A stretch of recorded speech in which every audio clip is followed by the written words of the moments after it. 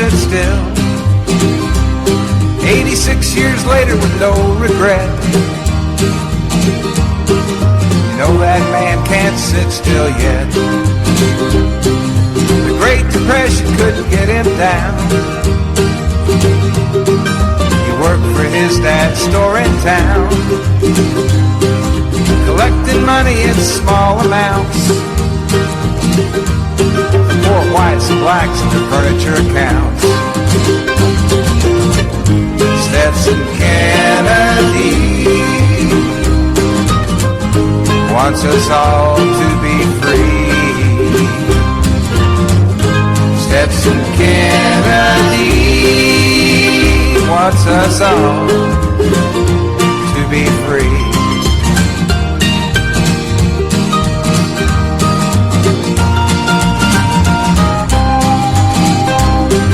As he'd collect, he'd talk to folks. He'd hear legends, tales, songs, and jokes. Now this fine treasure he'd record and write. He was colorblind, didn't see black and white. Writer's project for the WPA. Zora Neale Hurston, he earned his pay. Crackers and blacks, they talk for hours. It was a barefoot history of this land of flowers. On the 7th day of December 2009, the Week Benoit's from WBRN Radio and on the Boston Red Network via many of the channels that are out there, including Spreaker, Stitcher, iHeartRadio, Spotify. And Spotify, one thing about them, they are newer to the lineup. We have gotten good results from some of our episodes from Spotify, and we congratulate the people at Spotify. It's a Swedish outfit that is now in the radio business, or internet radio business, commonly referred to as a podcasting. Everyone has a podcast. We did an episode on internet radio podcasts and more podcasts. Invite you to listen to it. Very interesting there. We'll do sequels to it as we get better data. We'll call that big data from the Nielsen's of the world and various other people that contribute to the statistical part, and also the adventure that many people are going into, period.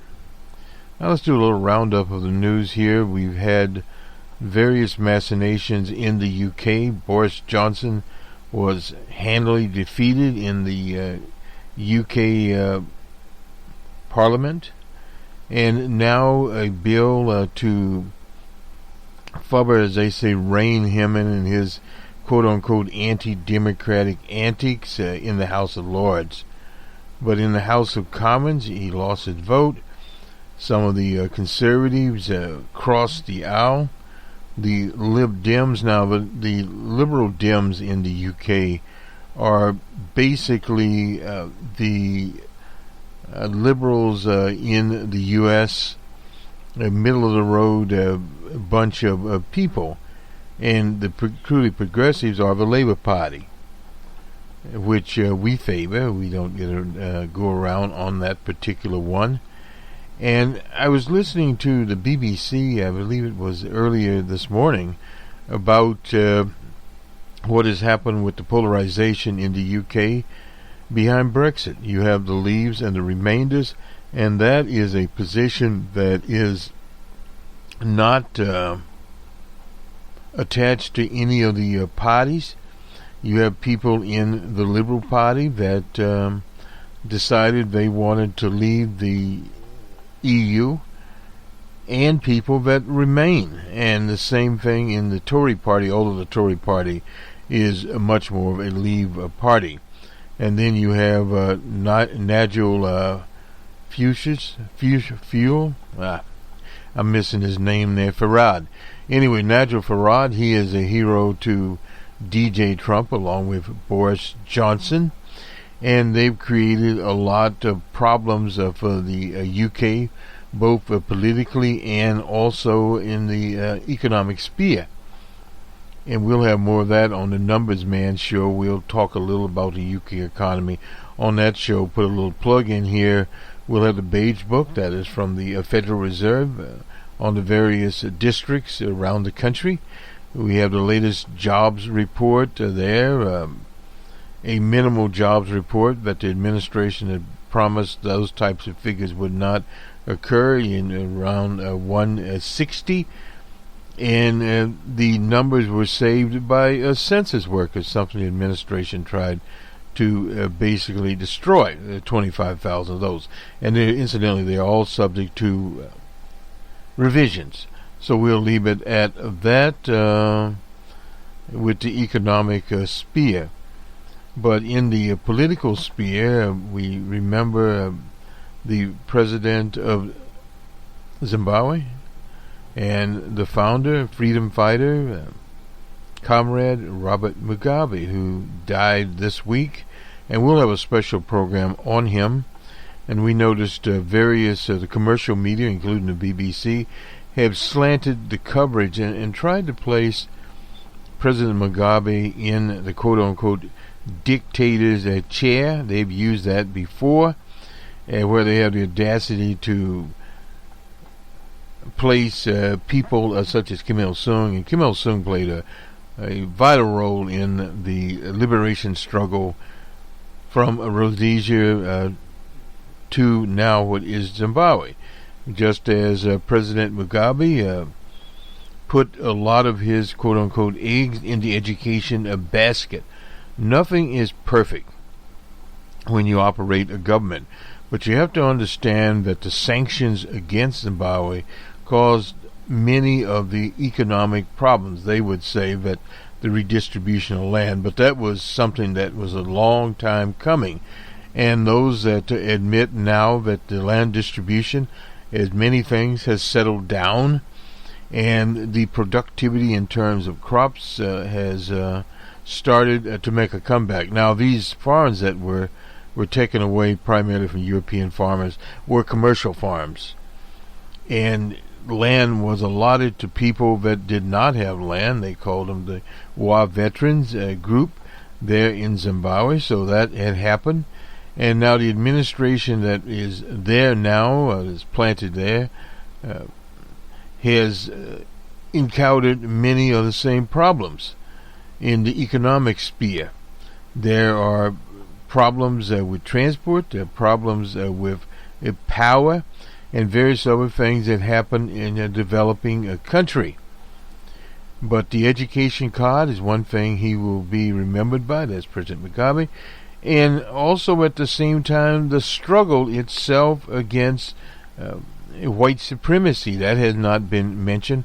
But back to this dictator card, they have compared, along with the liberal application of McCarthyism in the U.S., and anti-views towards the former USSR, Joseph Stalin with Hitler. There was no comparison there at all.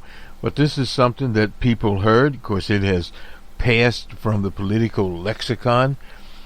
The Democrats tried to revive some of that in this so-called Russian probe towards the Russian Republic, which is that is there now, to a sort of a revision of some of the Cold War annex.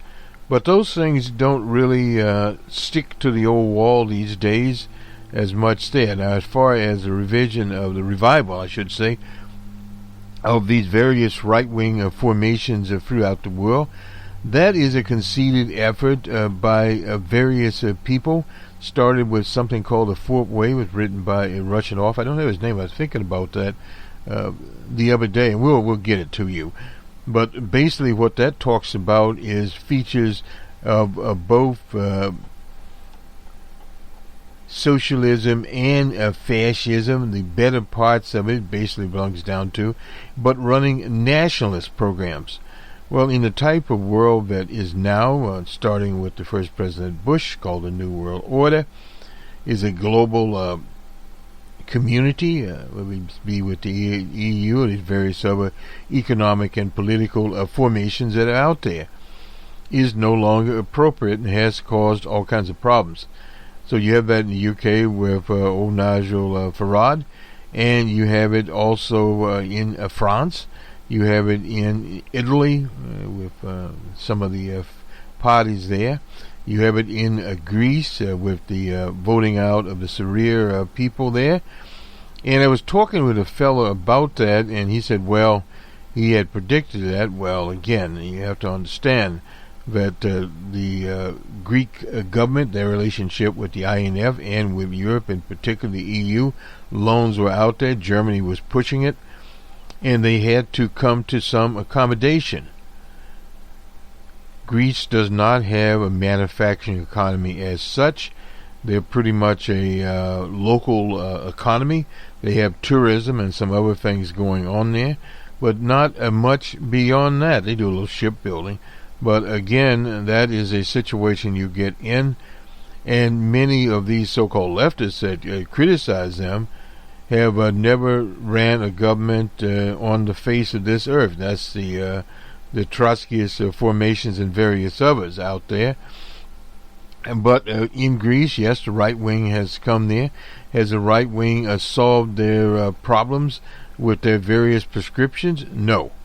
And they've tried these prescriptions all over the world. You go to Bolsonaro in Brazil, and the Workers' Party there. But you have to understand that in Brazil, they use the courts.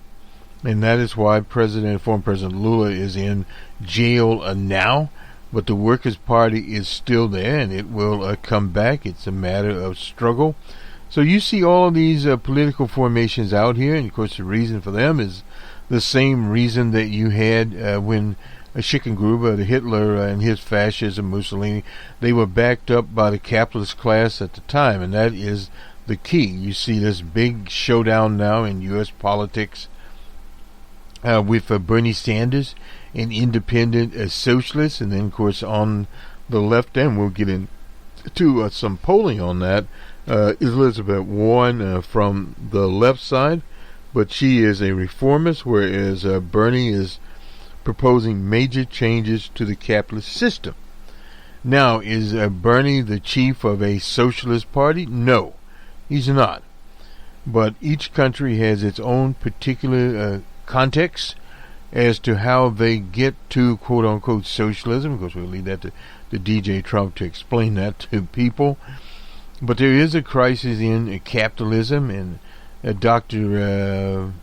Thomas Pette and his seminal work on capitalism talks lots about that, and the other theories out there. We won't get into those here, but all those things are sort of spinning around, and this week in Houston they will spin more. You have Lunchbox Joe Biden running as a quote-unquote consensus Democrat of the old guard, a moderate program there, and then you have these various other people be on the stage. We'll talk about Kamala Harris and her financial machinations, meeting with her money barons in New York and Greenwich, Connecticut there, and where some of the other candidates will end up.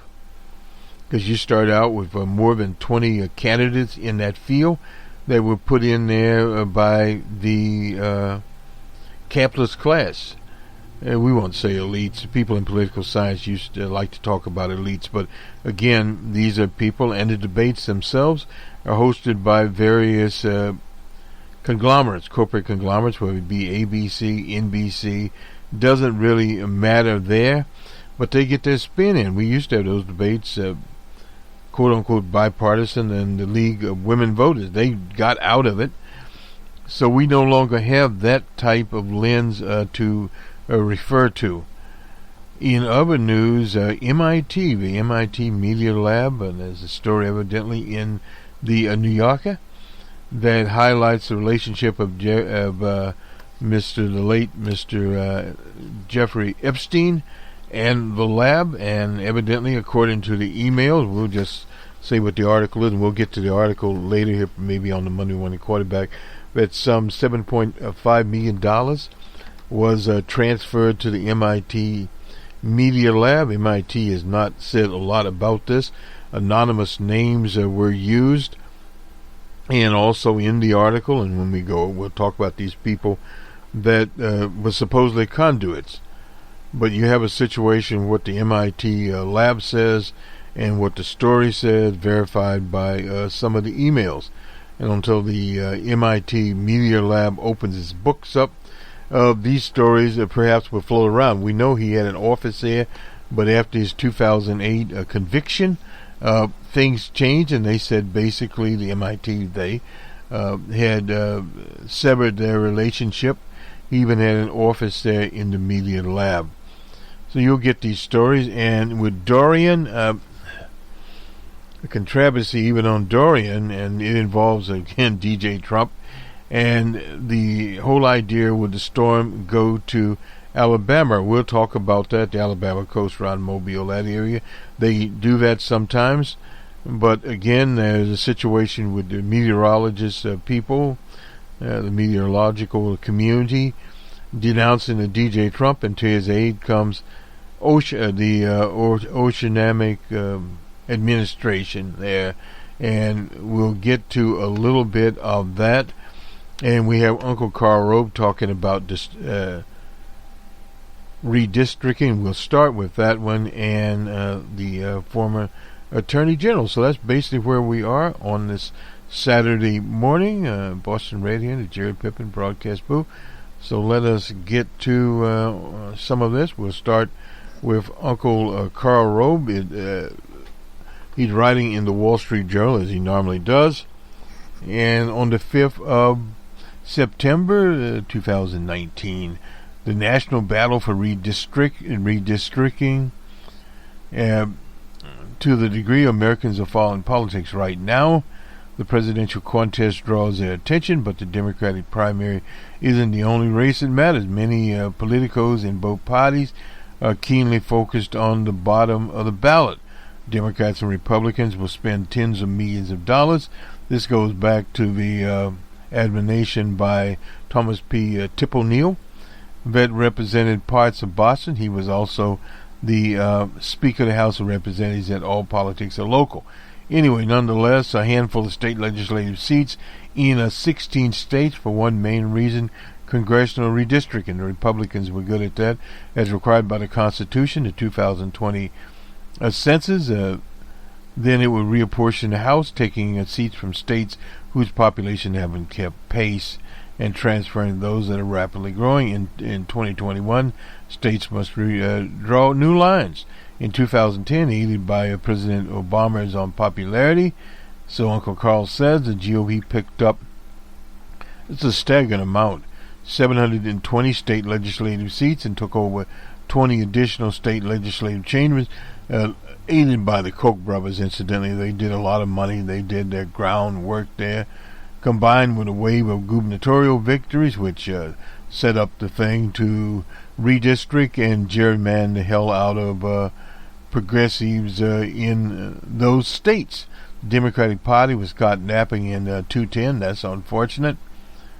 By the GOP, whose efforts were driven by Ed Gillespie at the time. Well, Ed Gillespie he's now got a position in the Trump administration, but prior to that, he ran for governor in the Commonwealth of Virginia. Wanting to avoid a repeat, in 2020, former Attorney General Eric Holder formed the National Democratic Redistricting Committee. That was in 2016. Holder said he's working for a fair drawing of districts when his organization filed for a nonprofit status. Nothing unusual about that. Former President Obama has thrown in with the former AG, rolling his personal political committee, Organizing for America. You don't hear much about them into it. $90 million in spending from national groups helped the Democrats pick up 8 chamber seats in 2008 in states with Democratic governors. But this was a middling performance. The nonpartisan National Conference of State Legislatures reported that 12 chambers changed partisan control in an average election. So now Republican Democratic groups are laying out their targets for 2020. Both parties are focused on 10 states. For in the Southeast, Republicans control the House of Delegates, that's in the Commonwealth of Virginia, and Senate by single vote in each chamber. Both are up in this November. Republicans control both chambers in Georgia, where Democrats hope to flip 15 House seats, on to Florida, where Democrats are targeting 3 Senate seats. In North Carolina, where Democrats hope to grab 4 Senate seats or 5 House seats. The party is also fighting over the 4 Great Lakes states. Democrats want to flip Pennsylvania, and they should have. And this is due to poor organization of the Democratic Party in the state of Pennsylvania. And winning at least 3 Senate seats and 9 House seats, and hope to gain in the Wisconsin Senate, taking 3 seats with a 20-9 Senate advantage and a 60-38 House margin for the GOP. Ohio seems to be out of reach. And the reason there is a very poor organization on the part of the Democratic Party in the state of Ohio. Now, Dennis Kucinich, the former mayor of Cleveland, ran as a progressive. He didn't get the money or the support that he could have, and that is very unfortunate. You have to organize out there. Defending these majority and go on the offensive in Minnesota, aiming to recover control of the state house, where they need 8 seats. Both parties are targeting Louisiana and Texas. The Bayou State, that is Louisiana, hold legislative elections this fall. Democrats will try to grab 6 state Senate seats and narrow the GOP's House majority in hopes of a pro-trial lawyer Republican representative will join in passing a Democratic-friendly redistricting plan. While the Democrats have no chance of erasing 4 seats in the Texas Senate margin, they are making a hard run at 8 Republican House majority. Democrats hope to reduce the edge Republicans, edge in the New York Senate. That's upstate New York, incidentally. So the GOP isn't completely shut out redistricting there. In Kansas, very important, in Kansas, and big Jim Thompson, his runs out there for the House is very instrumental, although he's not been elected. That basic organization that people have to do. The Democratic governor expects to veto. Republicans want to expand their 7-seat Senate. Now, this is in the House cushion, that is in Iowa, and grow that number in the unicameral legislature, normally nonpartisan. Nebraska legislation. Nebraska has a unicameral model. So that is where we leave Uncle Carl on this day. Very interesting about redistricting, but very, very important. Now, people that go out and vote in the national elections, a little bit different there. They are national election voters, and so they don't appear in the off-year elections as basically they do. Let me just move it around here a little bit, and let's get to we'll just do some polling here while we are here at Real Clear channel, Real Clear Politics, and we'll look at some of this. We covered on Friday Java some of these polls. We have a new one here actually we covered it. This is this is the Democratic primary in the state of Texas. It has Biden up by 6. Beto O'Rourke, he has 24. Beto O'Rourke has 18. And we have Liz Warren at 15, Bernie at 13, Harris at 4, and the rest of them are down. Interesting here, Amy Klobuchar is at 3, which is respectable in Texas. Twitter King Booker is at some of the others, Ryan. Those are all long gone. And I'm not that familiar with this particular house, but let's go to the Reuters poll here. Ipsos poll is Core Politics from Thomson Reuters. This is on the 4th of September. and we'll start to look at some of this data here. Now, this is a poll of 1,116 Americans, 950 registered voters, 437 were Democrats, 338 were Republicans, and 98 independents over the age of 18. Now, the preciseness, this is where the poll is in terms of credibility. For all adults, 3.3%. For registered voters, 3.6%. For Democratic voters, it's a 5.3%. And Republican voters are 5.7%, and then 11.3% there. And we get into right direction and wrong track here of adults. Let's see what we got here. Wrong track is at 56%. Right track is at 31%. And 12% don't know. And the registered voters, the wrong track is a little higher at 58%. And the right track is at 34 and 8% there. We won't get into those. Independents see the wrong track as 62% of them, 27% the right track. Now we start looking at various issues here. The economy in general. Now this is the important problems facing the U.S. 12% of all registered voters, 11% of Democrats, 11% of Republicans, 14% there. But when we get into war and foreign conflicts, 1% of registered voters, 1% of registered Republicans. Democrats didn't say anything there. And then we go to major issues. Registered voters, 17% on health care, 22% of Democrats, 10% of the Republicans, 18% of the independent voters. Energy, very, very low, 1% of registered voters, 22% of the Democrats, 10% of the Republicans. Excuse me, I'm sorry. 1% of all adults on energy issues, 1% of the registered voters, and 2% of Democrats, 1% there. And independents at 2%. Morality of registered voters, 7%, 5% of Democrats, 10% of the Republicans, 4% of the independents. Education, very important.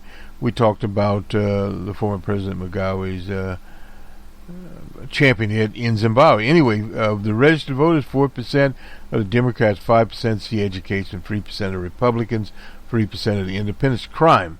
It used to be a stellar issue for the Republicans. Of all registered voters on crime, 7%, 8% of registered Democrats, 5% of the Republicans, 7% of the independents. Environment. That was what Governor Easley of Washington State, who is no longer around, 7% of all registered voters, 8% of Democrats, very low, 5% of registered Republicans, and 7% of the independents. In your opinion, what's the most important problem facing the U.S. economy? Unemployment, jobs, healthcare, terrorism, and looking at the thing anyway. Trump's approval rating, we'll look at him, where DJ Trump stands. He's a strong approval rating. He's at 22% of all Republicans, all adults, registered Republicans, 24%, 4% of Democrats, 52% of registered Republican voters, and 13% of the independents. Somewhat approve of him are 16% of registered voters, 6% of Democrats, 25% of Republicans, and 27% there. And we'll just jump on here. Registered voters, he stands at 43% of registered voters, 11% of Democrats give him anything, 81% of Republicans, very important number here, 41% of the independents. Whereas his disapproval with registered voters at 54%, 87% of the Democrats, 18% of Republicans, we look at that number, and 51% of the independents. That's DJ Trump. And we look at his weekly approval ratings, and the highest I guess he's ever been in their poll. Let me see which is about 40%. Congressional approval, he won't even, those don't stand anything. Political ID, we went over that particular item before. And the Bayesian credibility level, we won't go into that one there, but for those that are interested, let's go to Texas. and see where Texas is. Now this is lithium poll here in the margin. It's 1,200 adults. Margin of error is plus or minus 2.3%. And they had mobile phones, online supplement. The N is 600, and for the online supplement, 200. Bilingual interviewers, and it was conducted the 16th through the 25th there. And it asked registered voters, 81% high there. Generally speaking, would you say you are interested in politics and public affairs? Extremely interested here with 30%, 47% somewhat interested, 13% not very interested. What do you think of the country? Right direction, 41% is in Texas, and wrong track, 58% in Texas. Now, this is open-ended. What are the issues facing the country? In Texas, number one, immigration, 19%, economy, 9%, healthcare, 9%, race relations, ethnicity, 8%, guns, 8%. Fairly low there, about half of what the immigration is. Border security, only 7%. Political corruption, 5%. We go down national security, terrorism, 5%. Unity and division of the country, 5%. The environment, 5%. Gridlock, partisanism, only 4% there. Unemployment, jobs, 2% there. Education, 2%. 2% for moral decline. Taxes, 2%. Social welfare programs, 1%. Federal spending deficit, way down there, also 1%. Civil rights freedom, 1%. WAS and less military overseas, 1% there. What do you think is the most important issue facing the state of Texas? Border immigration, 26%. Border security, 11%. Gun control and violence, 11%. Education, 6%. Healthcare, 6%. Economy, 5%. Unemployment, only 4%. Political corruption, leadership, 3%. Taxes, 3%. Very low there. Gender equality, 3%. Political fighting, 3%. Moral decline, only 2% there. That's why we always advise progressive people to stay out of the morality business. Leave that to the God boys and God girls and whomever else wants to jump in it. Even evangelicals have abandoned that one. Racism, 2%. State government, 1%. Energy, 1%. Transportation, traffic. Population growth, 1%. Don't know, 4% in that survey. So what do you think of DJ Trump? His job as president, very good, 24%. Somewhat good, 24%. Poor, 17%. And very poor, 34%. That's a little unusual there. What do you think of wheelchair Greg Abbott? 28% strongly approved, 39% somewhat approved, 19% somewhat disapproved, and strongly 14% there. In the 2020 election, very interested, extremely interested, 51%, very interested, 26%, 17% somewhat not interested, all 5%, 1% there. The presidential primary in Texas next year, are you likely to vote Democrat or Republican? In this one, is 39% with Democratic primary, 39% in the Republican primary, and neither 11% and don't know. So, and this is where they mention the various candidates. Joe Biden's at 24%. Beto O'Rourke, the hometown favorite, at 18%. Elizabeth Warren at 15%. Bernie Sanders at 13%. Kamala Harris is at 4%. Julian Castro is at 4%. Buttigieg is at 4%. Wait a minute. Excuse me. Buttigieg is at 3%, and so is Amy Klobuchar. Twitter King Booker is at 2%, and so forth and so on. A lot of these people have long since disappeared from the horizon. And on the economy, what do you think of the national economy? Better off, 38%. Worse off, 31%. Look at that number very seriously. The same, 31% also. Do you think the Texas economy is better off, worse, etc.? Better off, 45%. Worse off, 15%. About the same, 40% there. A compromise way of thinking about your family's economic situation. Would you say you're better off? Better off, 33%. Worse off, 22%. And about the same, 45%. Or your children will be better off than you were, worse off. Better off 39%, worse off 29%, about the same 29% there.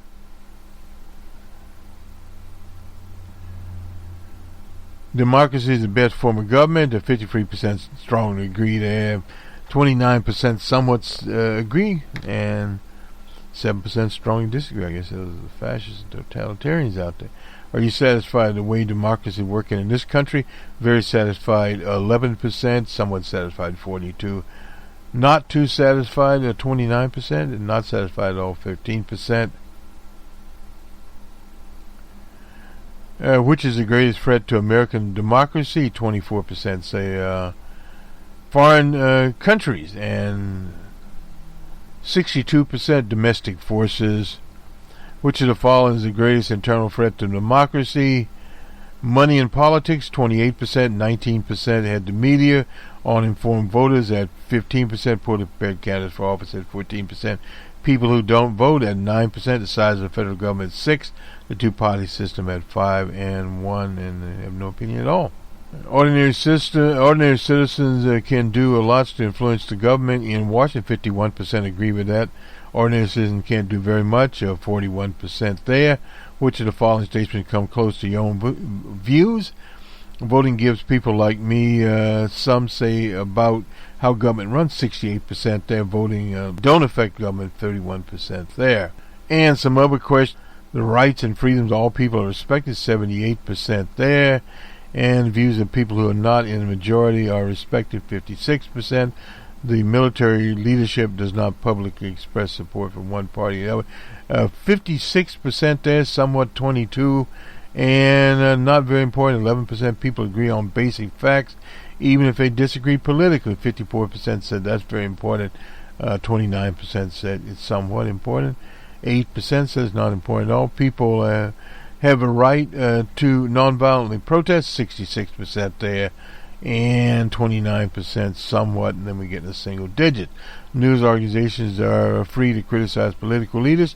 44% yes, 25%, and this is where somewhat 16, 18, and 7.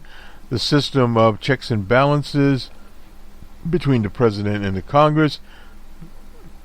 72%, 15% somewhat. The right of people with unpopular views are protected. 55% agree there. Elections are open and fair. 77% there. And those who lose elections recognize the legitimacy of the winner. 55% of the people say that is there. So this is the Texas polls. Now you're thinking about things that are actually in the U.S. today. Which of the following you rate? Rights and freedoms of all people. Very well, 21%. Somewhat well, 27%. The rights of not in the majority, 19%, very well, somewhat 26%, not so well, 30%, and then on the military leadership, we won't go into that one again. But please indicate whether random choice, favor or oppose, automatic voter registration of all citizens able to vote. 61%, this is in Texas, favored, and 37% oppose it. Making election day, this is something Bernie Sanders talked about. Many countries do it. 63% favored, 36% don't. Automatically removing inaccurate duplicate registration. We had a story in Ohio on that. Let's see where we 80% in Texas, 19% conduct all elections by mail. And that's done in Oregon. 26% favored, 73% don't, allowing people convicted of felonies to vote after serving their sentence. 67% in Texas do, 37% do not. Automatically updating registration when people move. 80% agree on that, 20% don't, allowing people to register at the polls. That is done in some states. 61% there, and 39% oppose it, removing people from registration rolls if they have not voted or confirmed their registration 4 years. And this is a split one here.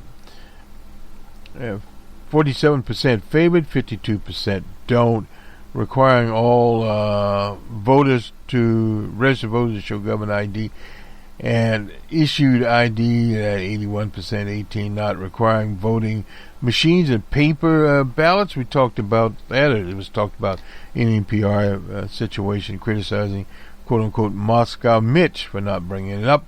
83% of the people in Texas allowing people to vote online, 43% and 52% don't.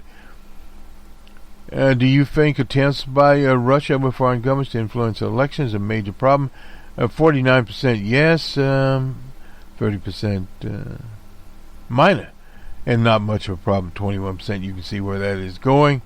Are you confident that elections in Texas are secure from hacking and other things? Very confident, 16%, somewhat confident, hedging on it, 42%, and not too confident, 27%, very strong, not confident at all, 10%.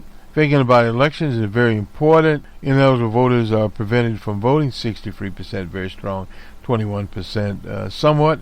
All eligible voters are permitted to vote, 78% there, 14% not. Congressional voting districts are determined, is fair and reasonable. Very important, 62%, 24%, somewhat. And ineligible voters are prevented from voting, very well, 23%, somewhat. 30%, a lot of skepticism there, and 25% not very well at all. All eligible voters permitted to vote, 41% that way is fair and reasonable, 19% and somewhat. And we finished Texas off here. This is Marquette University. This is an older one here. I think we've already went. This is by Independent Business Daily, one of the better polls out here. We'll be remiss not to bring it up. Elizabeth Warren narrows her lead, and Joe Biden leads among Democrats. This is IDB. Remains a front runner, but Elizabeth Warren is jumping within 4 points of him. Biden remains the surest choice versus Trump with a 12-point advantage in head-to-head contest. Warren has a narrow 3-point, and that's been out here. 24% of registered Democrats support Elizabeth Warren. Independents who lean up from 17%. Joe Biden's has dipped from 28 to 28%. Bernie Sanders comes in a third at 12 on change to that. Support for Kamala Harris, and that's talked about in another one here. 6% from 11. Buttigieg out of South Bend slipped to 5%. Cory Booker has 4%.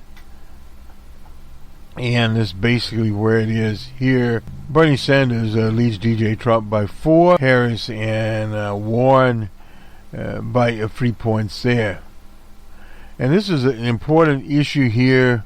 Elizabeth Warren leads amongst Europeans and liberals. She has, in the matchup, Biden polls 28% for both women and men. Warren rose to 27 amongst women, but 19 amongst men. Warren leads all candidates among Europeans with 26% to Biden's 24 and 14% for Bernie Sanders. Yet polling ahead in the Granite State primary has shown Warren trailing Biden and Sanders. We have African American Latinos, older voters, they favor Joe Lunchbox Biden with 33 to 19% there, and 10% that is Elizabeth Warren, 10% Bernie Sanders. Support has tempered amongst younger voters. This is for Biden. Bernie leads that group 25 to 44 with Biden in third place. Biden leads amongst Democrat investors with 23% of support.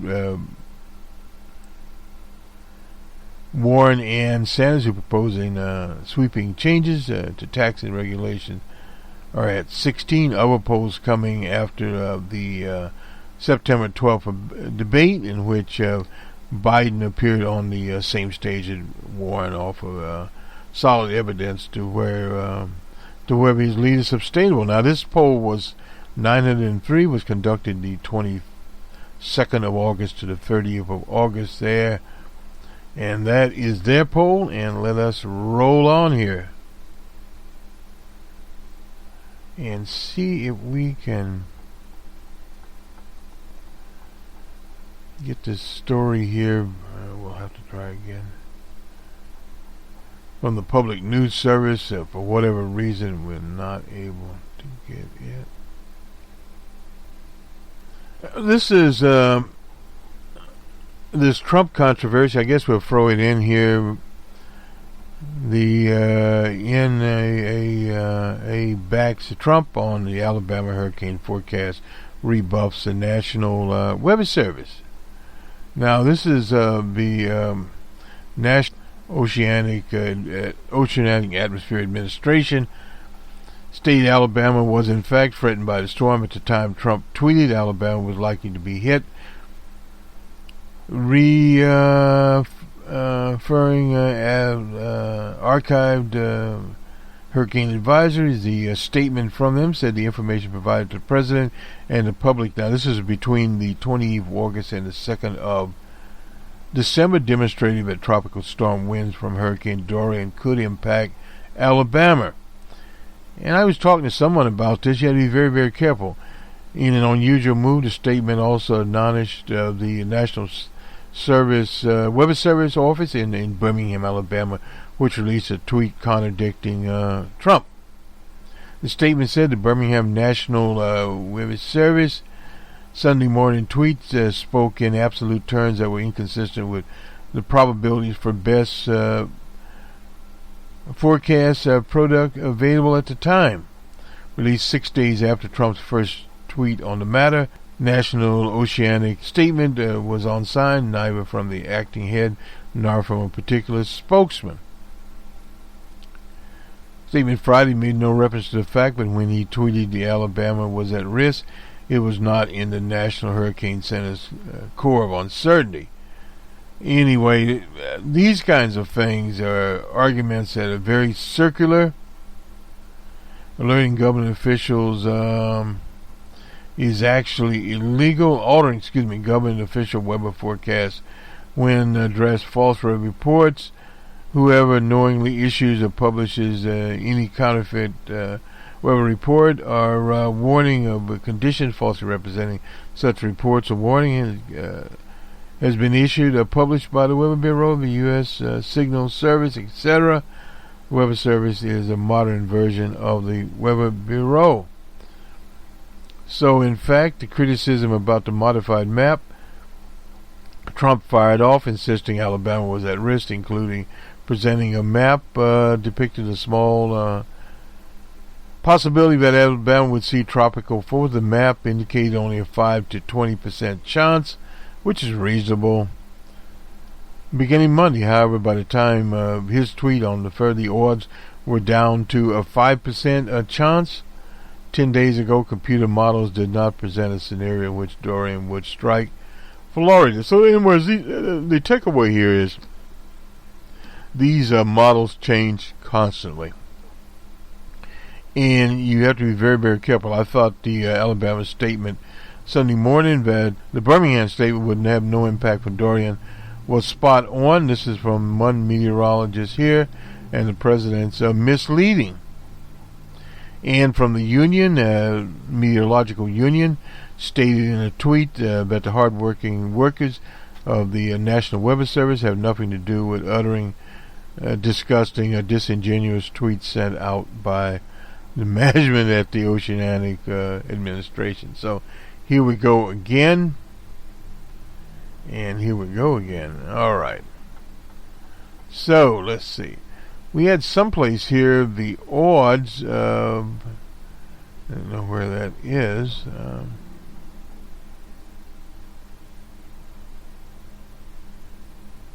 Which you've not found. But we'll get those betting odds here, and let me just make one more. Yeah. So let's do the baseball scores. Hopefully we'll get those up here from ESPN. But the betting odds, basically, in a summary, they had Elizabeth Warren ahead, even in Ireland. And then came Bernie Sanders. Very interesting how the bookies are seeing this. We'll have more on them, more up-to-date type of information from and they listed several betting establishments, but she was basically leading in all the betting establishments. So if you want to bet, you can go to those, and they will no doubt bring you to where you need to be. And if we get the scores, this is from last night, Friday night, and we'll get those out there.